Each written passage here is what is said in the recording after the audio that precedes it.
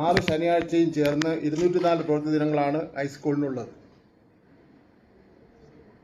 38 വെള്ളിയാഴ്ച ഒഴിവാക്കിക്കൊണ്ട് ആണ് അരമണിക്കൂർ കൂട്ടിച്ചേർന്നിട്ടുള്ളത്. അതായത് 8, 9, 10 ക്ലാസ്സുകളിൽ മാത്രമേ ഇത് ബാധകമുള്ളൂ. അതിനൊരു വ്യക്തത വരുത്തേണ്ടതുണ്ടെന്ന് എനിക്ക് തോന്നുന്നു. അതിലും 38 വെള്ളിയാഴ്ച ഒഴിവാക്കിയിരിക്കുക.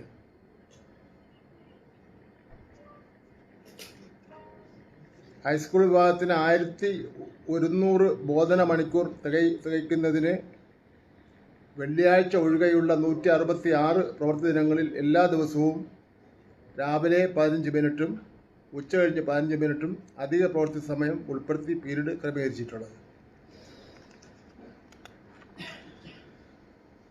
നോട്ടുണ്ട്. ഞാൻ പീരീഡിൻ്റെ 1 മുതൽ 8 വരെയുള്ള പീരീഡിൻ്റെ സമയം ഉണ്ട്. ഞാനത് നിങ്ങൾക്ക് തന്നാൽ മതിയല്ലോ. പറയണോ? തന്നാൽ മതി.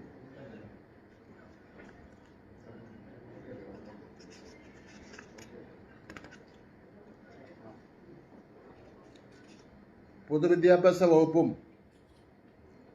എക്സൈസ്, ആരോഗ്യം, ആഭ്യന്തരം, വനിതാ ശിശു വികസനം, സാംസ്കാരികം, തദ്ദേശ സ്വയംഭരണ വകുപ്പുകളുമായി സംയോജിപ്പിച്ച് സ്കൂൾ തലത്തിൽ 41 ലഹരി വിരുദ്ധ പ്രചരണ പരിപാടികൾ നടത്തുവാൻ തീരുമാനിച്ചിട്ടുണ്ട്.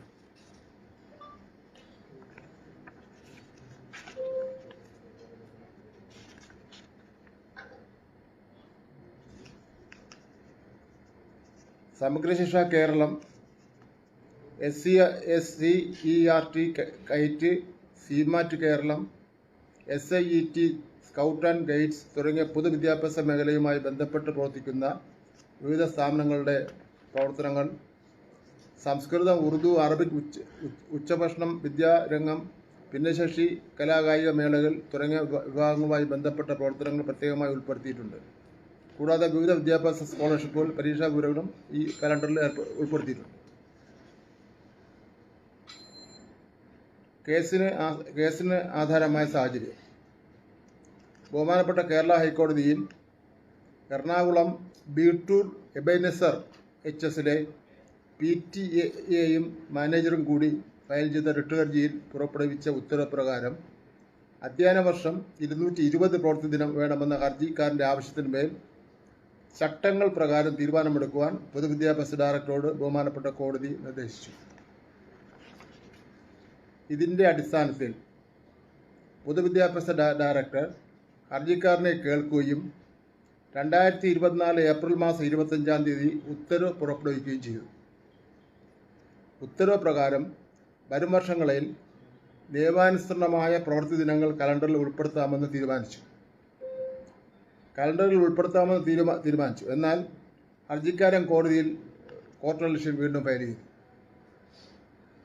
ഇവയുടെ അടിസ്ഥാനത്തിൽ 220 പ്രവൃത്തി ദിനങ്ങൾ തികയ്ക്കുന്നതിനായി 25 ശനിയാഴ്ച കൂടി ഉൾപ്പെടുത്തി 2024-25 വർഷത്തിലെ അക്കാദമിക് കലണ്ടർ പ്രസിദ്ധീകരിച്ചു.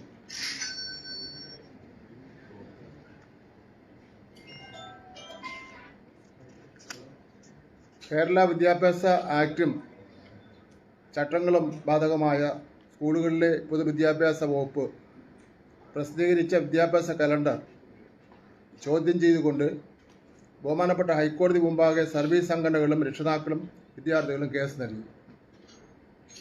പ്രസ്തുത കലണ്ടറിനെയും അത് പുറപ്പെടുവിച്ച പൊതുവിദ്യാഭ്യാസ ഡയറക്ടറുടെ അധികാരത്തെയും ഈ ഹർജിയിൽ ചോദ്യം ചെയ്തിട്ടുണ്ട്.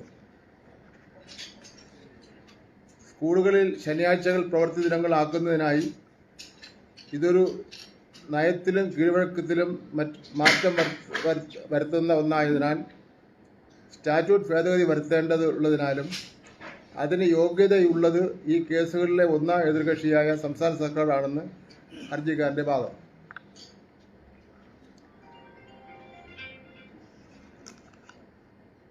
ഹൈക്കോടതിയുടെ ഉത്തരവ്. 2009 വിദ്യാഭ്യാസ ആക്ടിലെ വ്യവസ്ഥകൾക്ക് വിധേയമായും ബന്ധപ്പെട്ടവരെ കേട്ടും ഇക്കാര്യത്തിൽ വിദഗ്ധരായവരുടെ അഭിപ്രായങ്ങളും കേട്ട ശേഷം ഒന്നാം എതിർകക്ഷിയായ സർക്കാരിനോട് പുനഃപരിശോധിക്കുവാനാണ് ബഹുമാനപ്പെട്ട ഹൈക്കോടതി വിധിന്യായത്തിൽ ഉത്തരവായിട്ടുള്ളത്. പൊതുവിദ്യാഭ്യാസ ഡയറക്ടറുടെ 2024 മെയ് മാസം 25-ാം തീയതിയിലെ തീരുമാനങ്ങളും 25 ശനിയാഴ്ചകൾ പ്രവൃത്തി ദിനങ്ങളാക്കിയ വിദ്യാഭ്യാസ കലണ്ടറും നിയമപരമായി നിലനിൽക്കുന്നതല്ല എന്നും കോടതി അഭിപ്രായപ്പെട്ടു. അതിൻ്റെ അടിസ്ഥാനത്തിൽ വിദഗ്ധ സമിതി കോടതി പറഞ്ഞതനുസരിച്ച് 2024 ആഗസ്റ്റ് മാസം 1 ബഹുമാനപ്പെട്ട ഹൈക്കോടതി പുറപ്പെടുവിച്ച വിധിന്യായവുമായി ബന്ധപ്പെട്ട് 2024 സെപ്റ്റംബർ മാസം 3 സർക്കാർ ബന്ധപ്പെട്ട കക്ഷികളെ നേരിൽ കേൾക്കുകയും ചെയ്തിരുന്നു. ആയതിൻ്റെ അടിസ്ഥാനത്തിൽ അക്കാദമിക് കലണ്ടറുമായി ബന്ധപ്പെട്ട സമഗ്ര പഠനം നടത്തുന്നതിനായി 2025 ജനുവരി മാസം 20 ഉത്തരവ് പ്രകാരം 5 അംഗങ്ങളെ ഉൾപ്പെടുത്തി ഒരു വിദഗ്ധ സമിതിയെ രൂപീകരിച്ചു. അതിൽ professor VP Joshith, central university of Kerala, department of education മേധാവി. NHM adolescent health state nodal officer doctor Amar S.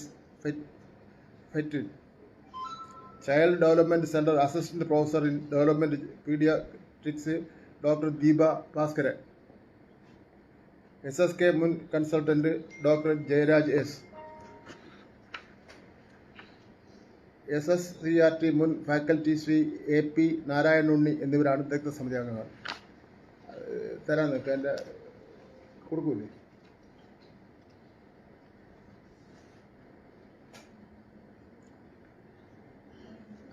ആ സമിതിയുടെ റെക്കമെൻഡേഷൻ ഉണ്ട്, അതും നിങ്ങൾക്ക് തരും. അത് ഞാൻ വായിക്കണോ? തരുന്നു തന്നിച്ചാൽ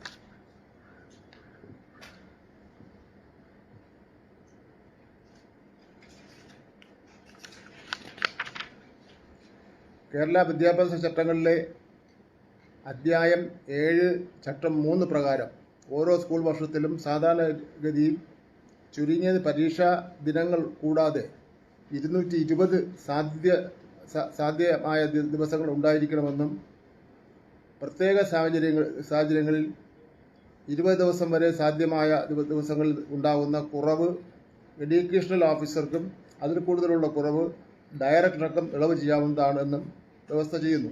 പ്രത്യേക സാഹചര്യത്തിൽ വന്നു കഴിഞ്ഞാൽ കേരള വിദ്യാഭ്യാസ ചട്ടത്തിലെ അധ്യായം 7 ചട്ടം 5 പ്രകാരം എല്ലാ അധ്യയന വർഷങ്ങളിലും പൊതുവിദ്യാഭ്യാസ ഡയറക്ടർ കലണ്ടർ പ്രസിദ്ധീകരിക്കാൻ നിഷ്കർഷിക്കുന്നു. പ്രവൃത്തി ദിനങ്ങളെ സംബന്ധിച്ചിടത്തോളം 2 നിയമങ്ങളാണ് ബാധകം. ഇത് മാറ്റണമെങ്കിൽ ഈ നിയമം തന്നെ മാറ്റണം, എന്നാൽ മാത്രമേ മാറ്റാൻ വേണ്ടി പറ്റൂ. കോടതിയിലെ ഉത്തരവ് മാത്രം മാറ്റിയാൽ പോലെ നിയമം തന്നെ മാറ്റിയിട്ടായിരിക്കും. LP UP വിഭാഗങ്ങൾക്ക് 2009 വിദ്യാഭ്യാസ അവകാശ നിയമം, അതാണ് ഭാഗം RTE ആക്ട്. 9-10 ക്ലാസുകൾക്ക് കേരള വിദ്യാഭ്യാസ ചട്ടങ്ങളിലെ അധ്യായം 7 ചട്ടം 3 വിദ്യാഭ്യാസ അവകാശ നിയമത്തിലെ വ്യവസ്ഥകൾ ഇപ്രകാരമാണ്. 1-ാം ക്ലാസ് മുതൽ 5-ാം ക്ലാസ് വരെ ഏറ്റവും കുറഞ്ഞത് 200 പ്രവൃത്തി ദിനങ്ങളും 800 ബോധന മണിക്കൂറുകളും, 6-ാം ക്ലാസ് മുതൽ 8-ാം ക്ലാസ് വരെ ഏറ്റവും കുറഞ്ഞത് 220 പ്രവൃത്തി ദിനങ്ങളും 1000 ബോധന മണിക്കൂറുകളും, 9-10 ക്ലാസുകൾക്ക് കേരള വിദ്യാഭ്യാസ ചട്ടങ്ങളിലെ അധ്യായം 7 ചട്ടം 3 പ്രകാരം പരീക്ഷാ ദിനങ്ങൾ ഒഴികെ 220 പ്രവൃത്തി ദിനങ്ങളും, 2011 RTE ചട്ടങ്ങൾ പ്രകാരം നിശ്ചിത അധ്യയന ദിനങ്ങൾ തികയ്ക്കുന്നതിനായി മധ്യവേനൽ അവധിക്കാലം 15 ദിവസം വെട്ടിക്കുറയ്ക്കാൻ നിർദ്ദേശിച്ചിട്ടുണ്ട്. എന്നാൽ അത് ഒഴിവാക്കുന്നതിലേക്കായിട്ടാണ് ശനിയാഴ്ച പ്രവൃത്തി ദിവസം ആക്കേണ്ടി വന്നത്. വിദ്യാഭ്യാസ കലണ്ടർ പ്രസിദ്ധീകരിച്ചത് വഴി പൊതുവിദ്യാഭ്യാസ മേഖലയിലെ അക്കാദമിക് നിലവാരം ഉറപ്പുവരുത്തുക മാത്രമാണ് ചെയ്തിട്ടുള്ളത്. 220 പ്രവൃത്തി ദിനങ്ങൾ അല്ലെങ്കിൽ 1100 മണിക്കൂർ ബോധന സമയം എന്ന് ആക്കിയത് നിലവിലെ KER ചട്ടങ്ങളിലെ വ്യവസ്ഥകൾ പ്രകാരമാണ്. ഈ അവസരത്തിൽ ഇന്ത്യയിലെ മറ്റു സംസ്ഥാനങ്ങളിലെ സ്കൂൾ കലണ്ടറുകളുമായി നാം ഒന്ന് താരതമ്യം നടത്തിയാൽ കാര്യങ്ങൾ കൂടുതൽ വ്യക്തമാകും. ഗുജറാത്തിൽ 243 ദിവസമാണ്, ഉത്തർപ്രദേശിൽ 233, കർണാടകത്തിൽ 244, ആന്ധ്രാപ്രദേശിൽ 233, ഡൽഹിയിൽ 220 എന്നീ പ്രകാരം പ്രവൃത്തി ദിനങ്ങളാണുള്ളത്. മറ്റ് സംസ്ഥാനങ്ങൾ എടുത്തുകൊണ്ടിരിക്കുന്നു. കേരളത്തിൽ തന്നെ CBSE ICSE സിലബസിൽ പ്രവർത്തിക്കുന്ന സ്കൂളുകളും സർക്കാർ അംഗീകാരമില്ലാതെ പ്രവർത്തിക്കുന്ന സ്കൂളുകളും അവരുടെ അക്കാദമിക നിലവാരം ഉയർത്തുന്നതിൻ്റെ ഭാഗമായി പ്രവൃത്തി ദിനങ്ങളും ബോധന മണിക്കൂറുകളും പൊതുവിദ്യാഭ്യാസ മേഖലയിലെ സ്കൂളിനേക്കാൾ കൂടുതൽ ആണ് എന്നതും കണക്കിലെടുക്കേണ്ടതാണ്. അതെല്ലാം കണക്കിലെടുക്കുമ്പോൾ ദേശീയാടിസ്ഥാനത്തിൽ തന്നെ മാതൃകാപരമായി പോവുകയും ഇന്ത്യയിൽ 2ാം സ്ഥാനത്ത് നിൽക്കുന്ന കേരളത്തിൻ്റെ പൊതുവിദ്യാഭ്യാസ വകുപ്പിനെ അതിനെ തകർക്കുന്നതിന് വേണ്ടിയുള്ള ഗൂഢാലോചന ഏതെങ്കിലും ഭാഗത്ത് നടക്കുന്നുണ്ടോ എന്നതിനെ സംബന്ധിച്ചിടത്തോളം സംശയമുണ്ട്. ലബ്ബ കമ്മിറ്റി അത് നിങ്ങൾ അറിഞ്ഞിരിക്കേണ്ടതാണ്. സീനിയർ എല്ലാവർക്കും അറിയാതിരിക്കുന്നത് ജേർണലിസ്റ്റുകൾക്കല്ല. ശനിയാഴ്ചകൾ പ്രവൃത്തി ദിനമാക്കിയ അക്കാദമിക് കലണ്ടറിനെതിരെ കോടതിയിൽ പോയത് കോൺഗ്രസിൻ്റെയും മുസ്ലിം ലീഗിൻ്റെയും രാഷ്ട്രീയ നേതൃത്വത്തെ അംഗീകരിക്കുന്ന അധ്യാപക സംഘടനകളായിരുന്നു. മുസ്ലിം ലീഗും കോൺഗ്രസും അതിന് അനുകൂലമായ നിലപാടും എടുത്തിരുന്നു. ടൈം ടേബിൾ പരിഷ്കരിച്ചത് മദ്രസ വിദ്യാഭ്യാസത്തിന് വിഘാതം സൃഷ്ടിക്കുന്നു എന്ന വാദം ഉന്നയിക്കുന്നവർ 2014 UDF ഭരണകാലത്ത് ലബ്ബ കമ്മിറ്റി റിപ്പോർട്ടിൻ്റെ അടിസ്ഥാനത്തിൽ ഹയർ സെക്കൻഡറിയിൽ 5 വർക്കിംഗ് ഡേ ആക്കി കുറച്ചപ്പോൾ ക്ലാസ് തുടങ്ങുന്നത് രാവിലെ 9:30 എന്നത് 9 ആക്കിയും വൈകുന്നേരം 4 മണി എന്നത് 4:30 ആക്കി. അതായത് രാവിലെയും വൈകുന്നേരവും അരമണിക്കൂർ വീതം വർദ്ധിപ്പിച്ചു. അന്നൊന്നും ആർക്കും ഒരു പരാതിയില്ല.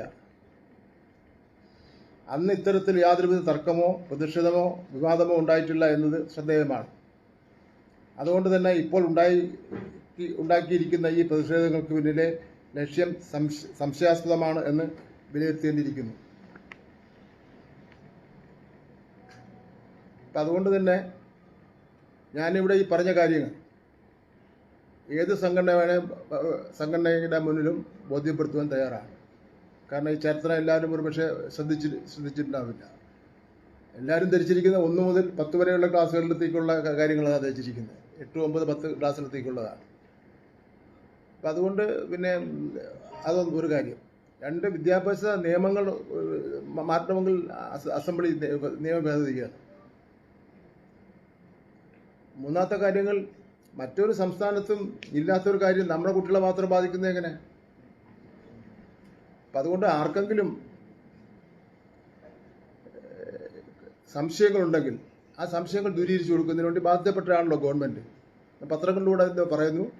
വീണ്ടും അത് നമുക്ക് നോക്കാം.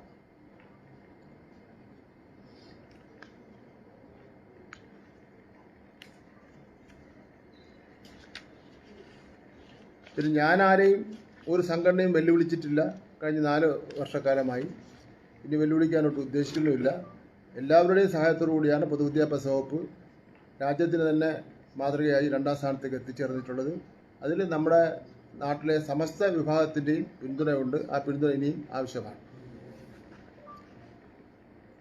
കുട്ടികളുടെ പിന്നെ നമ്മുടെ ടീച്ചർമാർ കാല് കഴിപ്പിച്ച സംഭവം, ഭാരതീയ വിദ്യാനികേതൻ നടത്തുന്ന ചില സ്കൂളുകളിൽ വിദ്യാർത്ഥികളെ കൊണ്ട് അധ്യാപകരുടെ കാല് കഴിച്ചെന്ന വാർത്ത ഞെട്ടിക്കുന്നതാണ്. മാധ്യമങ്ങളിൽ ചിത്രമടക്കം വന്നിട്ടുണ്ട്. ആലപ്പുഴയിൽ BJP ജില്ലാ സെക്രട്ടറിയുടെ കാല് വരെ കുഞ്ഞുങ്ങൾ കഴുകേണ്ടി വന്നു. ആധുനിക കേരളത്തിൽ നടക്കാൻ പാടില്ലാത്ത സംഭവമാണ് നടന്നിരിക്കുന്നത്. അതുകൊണ്ട് തന്നെ ഇക്കാര്യം പൊതുവിദ്യാഭ്യാസ വകുപ്പ് ഡയറക്ടർ അന്വേഷിക്കുകയാണ്. വിദ്യാഭ്യാസ അവകാശ നിയമത്തിൻ്റെ വകുപ്പ് 17(1) പ്രകാരം ഇത്തരം നടപടികൾ മെൻ്റൽ ഹരാസ്മെൻറ്റിൻ്റെ പരിധിയിൽപ്പെടും. സർവീസ് റൂൾ പ്രകാരം ഇത്തരം കാര്യങ്ങൾ ചെയ്യുന്നവർ ശിക്ഷാ നടപടികൾ നേരിടേണ്ടി വരും.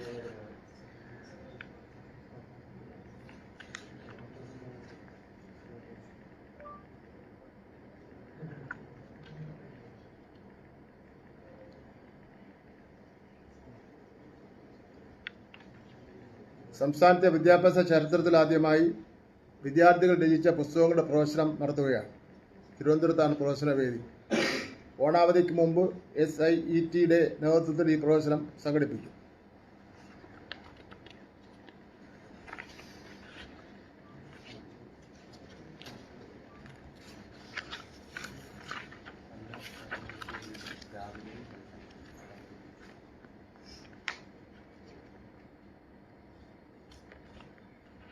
ഹയർ സെക്കൻഡറിയുടെ പാഠപുസ്തകം പരിഷ്കരിക്കുന്നതിൻ്റെ ഭാഗമായി നടത്തുന്ന ഏകദിന ശില്പശാല തിരുവനന്തപുരത്ത് വെച്ച് നടത്തുന്നതിന് വേണ്ടി തീരുമാനിച്ചിട്ടുണ്ട്.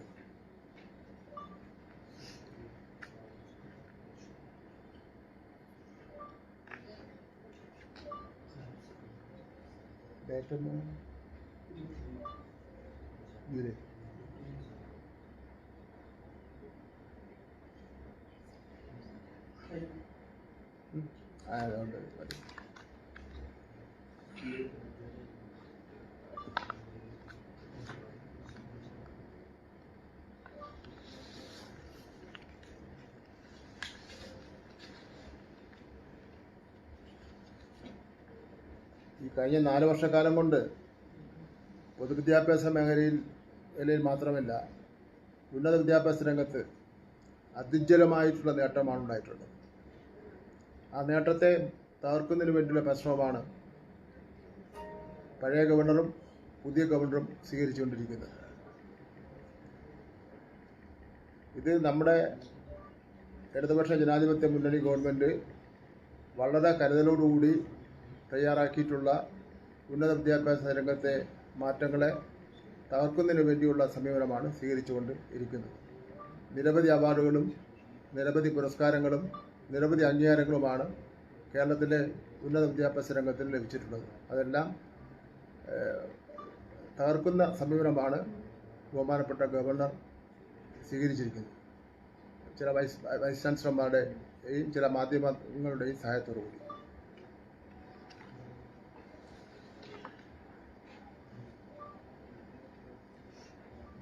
ഈ കാലുകഴുകൽ സംഭവത്തിൽ ഗവർണർ എന്നിപ്പോ പറഞ്ഞിരിക്കുന്നത് അത് ഭാരതീയ സംസ്കാരത്തിന്റെ ഭാഗമാണ്, അതിനെ എതിർക്കുന്നവർ സംസ്കാരത്തെയാണ് തള്ളി പറയുന്നത്, എങ്ങോട്ടാണ് പോകുന്നതെന്നൊക്കെയാണ് ഗവർണർ ചോദിക്കുന്നത്. ഗവർണർ കാല് കഴുകുന്നതിനെയും പിന്തുണയ്ക്കുകയാണ്.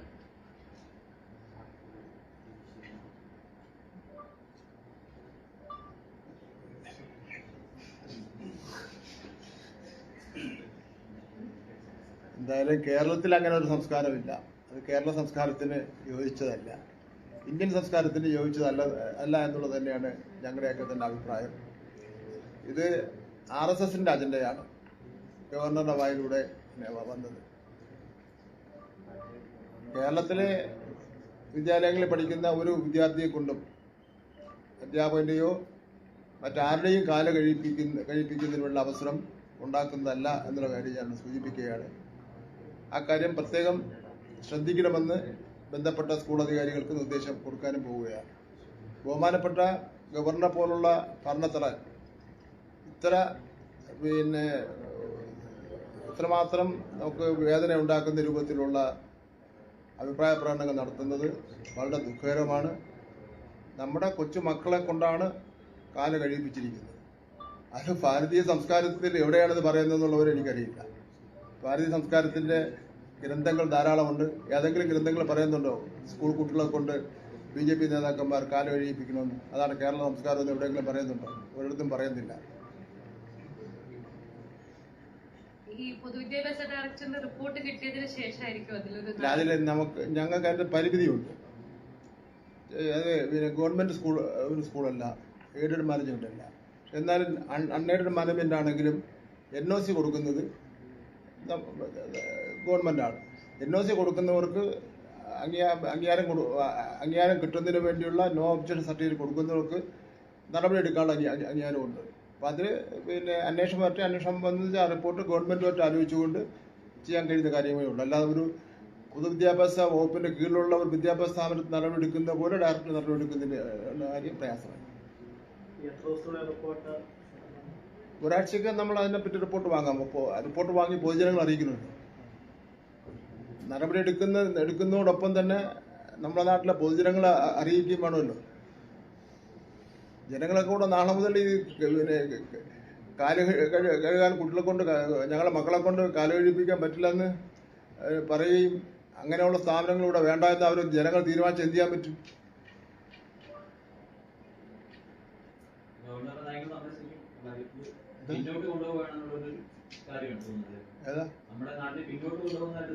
അതെ അതെ, കൊച്ചു മക്കളെ കൊണ്ടെല്ലാം കാലെല്ലാം കഴുകി അവൻ്റെ എല്ലാം കാലിലിരിക്കുന്ന അഴുക്കൊക്കെ ദേഹത്തൊക്കെ തെറിപ്പിച്ചു.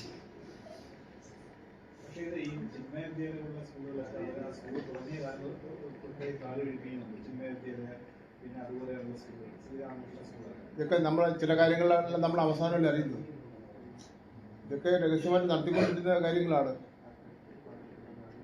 മിനിസ്റ്റർ ഇപ്പൊ ഈ സംഗതി ഉണ്ടായി. അതുപോലെ തന്നെ മിനിസ്റ്റർ കഴിഞ്ഞ ആഴ്ചയിൽ ഈ പ്രാഥമികമായി ബന്ധപ്പെട്ട പരാമർശം കൊടുത്തിരുന്നു. അപ്പൊ പൊതുവിൽ ഈ പൊതുവിദ്യാലയങ്ങളും സ്കൂളുകളിലും ഈ മതപരമായ ഉള്ളടക്കം അത് സംബന്ധിച്ച് എന്തെങ്കിലും നമ്മൾ അത് നിയന്ത്രിക്കാനോ അല്ലെങ്കിൽ അനാവശ്യമായി ഇത്തരം ചടങ്ങുകൾ സംഘടിപ്പിക്കുന്നത് ഒഴിവാക്കാനോ എന്തെങ്കിലും പൊതുമാർഗനിർദ്ദേശം കൊടുക്കും? ഇതുവരെ കൊടുത്തിട്ടില്ല.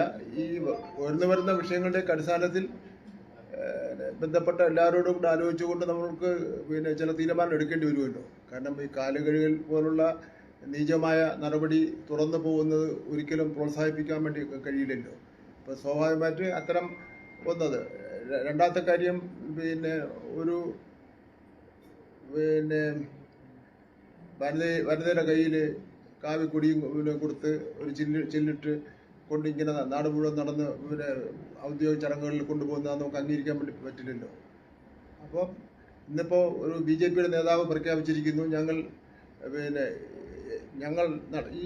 ഇപ്പം കാസർഗോഡ് കാല് കഴിയ സ്കൂൾ മാതിരി ഉള്ള സ്കൂളുകളുണ്ടല്ലോ, സ്കൂളിൻ്റെ പേര് ഞാൻ പറയുന്നില്ല, ആ സ്കൂളുകൾ ഞങ്ങൾ ഇനിയും കഴുകുന്നതിന് പ്രൊട്ടക്ഷനോടെ കൊടുക്കും. അപ്പം പ്രൊട്ടക്ഷനോടെ കൊടുത്താൽ വേഷമായിരിക്കുമല്ലോ കാര്യങ്ങൾ.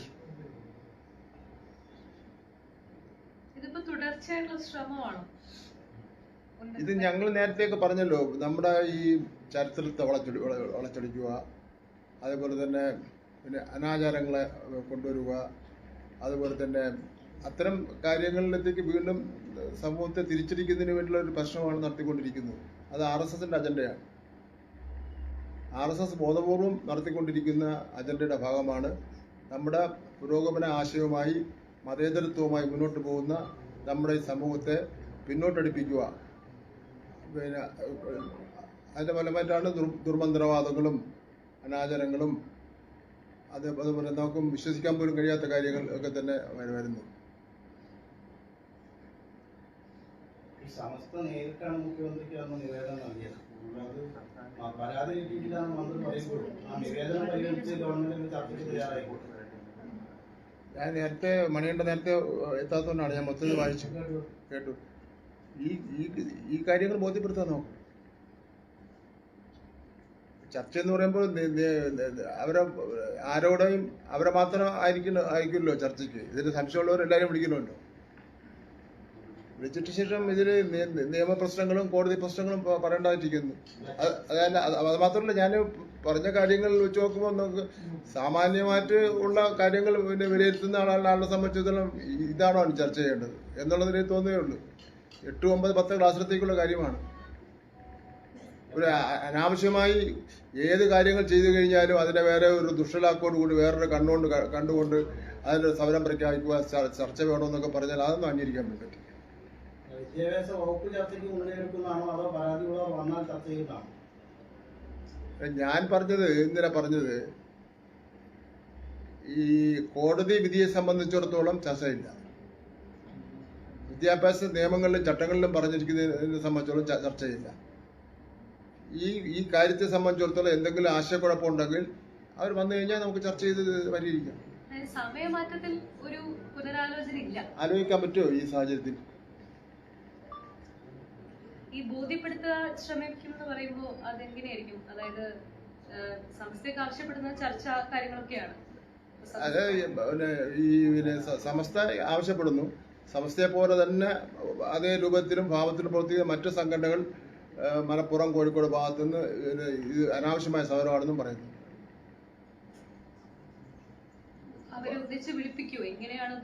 അല്ല, വരട്ടെ. ഇനിയും മെമ്മോറണ്ടങ്ങൾ വരട്ടെ. അത് വെച്ചിട്ട് ബഹുമാനം മുഖ്യമന്ത്രി 16-ാം തീയതി വരുമല്ലോ.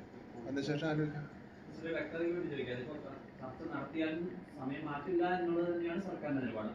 സർക്കാരിന്റെ നിലപാടില്ല. ഇത് വിധിയിലുണ്ട്. പിന്നെ പൊതുവിദ്യാഭ്യാസ ആക്ട് ഉണ്ടല്ലോ, പറ്റില്ല. നമ്മൾ കുറവാണ്. മറ്റ് സംസ്ഥാനങ്ങളെ അപേക്ഷിച്ച് നോക്കുമ്പോൾ നമ്മൾ ഈ 15 ദിവസം 20 ദിവസം കുറവാണ് നമ്മളെ വീട്ടിൽ പഠിക്കുന്നത്.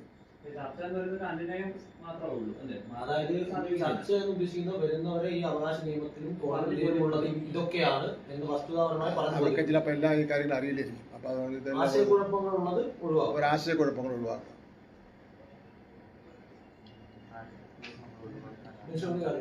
ഇപ്പൊ ഈ വണ്ടാനം മെഡിക്കൽ കോളേജിൽ ഒരു മോർച്ചറി അറ്റൻഡർ ഗ്രൂപ്പ് ഇപ്പോൾ സാമൂഹ്യ മാധ്യമങ്ങളിൽ വലിയ ചർച്ചയാണ്. ഞാൻ കണ്ടില്ല.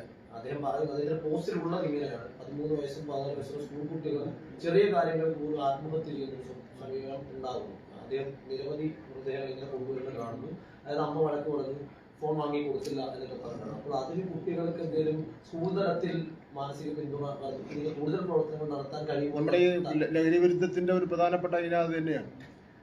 ലഹരി വിരുദ്ധ പരിപാടികൾ 20 മുഖ്യമന്ത്രി ഏൽപ്പിച്ചതിൽ മാനസികമായി കുട്ടികളിൽ ഉണ്ടാവുന്ന മാനസിക സമ്മർദ്ദങ്ങളും അതുപോലെ തന്നെ വിചാരങ്ങളും ഒക്കെ തന്നെ മാറ്റിയെടുക്കുന്നതിന് വേണ്ടിയുള്ള ഇത് വേണമെന്നുള്ള അഭിപ്രായമാണുള്ളത്. കീം എൻട്രൻസുമായി ബന്ധപ്പെട്ട് ഇപ്പോൾ നമ്മുടെ കേരള സിലബസിൽ പഠിച്ച കുട്ടികൾ ഇപ്പോൾ സുപ്രീം കോടതിയെ സമീപിച്ചിട്ടുണ്ട്. വലിയ അനീതിയാണ് നടപ്പാക്കാൻ പോകുന്നതെന്നുള്ളതാണ് കേരള സിലബസ് വിദ്യാർത്ഥികൾ ഉന്നയിക്കുന്നത്. തെറ്റുപറ്റിപ്പോയോ? സമയം വൈകിപ്പോയോ? അതങ്ങനെ സാധ്യതയില്ല. കൂടുതൽ വിവരങ്ങൾ ഡോക്ടർ ബിന്ദുവിന് അറിയാവുള്ളൂ. അങ്ങനെ ഒരു ഗവൺമെന്റ് ചെയ്യോ?